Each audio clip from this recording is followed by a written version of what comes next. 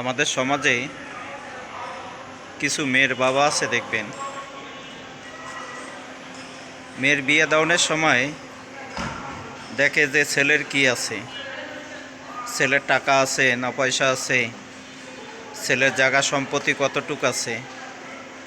কিন্তু আমাদের সমাজের মেয়ের বাবারা এগুলো দেখার চেষ্টা করে, কিন্তু আসলে ছেলেটা ভালো কি না কিন্তু সেটা দেখে না। এখন জায়গা সম্পত্তি দেখে এখন মেয়েটার বিয়ে দিল, দেওয়ার পরে পরবর্তীতে দেখা গেছে যে ছেলে ভালো না, হয়তো ছেলে নেশা করে অথবা ছেলে জুয়া খেলে। পরে মেয়ের বাবা চোখের পানি ফেলতে থাকে। তা আমি সেই মেয়ের বাবাদেরকে বলবো যে ছেলের সম্পত্তি দেখে আপনার কোনো লাভ নাই, কিন্তু আপনি দেখবেন যে ছেলেটা ভালো কিনা, আর ওই ছেলেটার কাছে আমার মেয়েটা সে সুখে থাকবে কিনা, বলে এটাই আপনি আগে দেখবেন। তাহলে আপনার মেয়ের জীবনটা সবচেয়ে বড় সুখী হবে, দামি হবে এবং উত্তম হবে।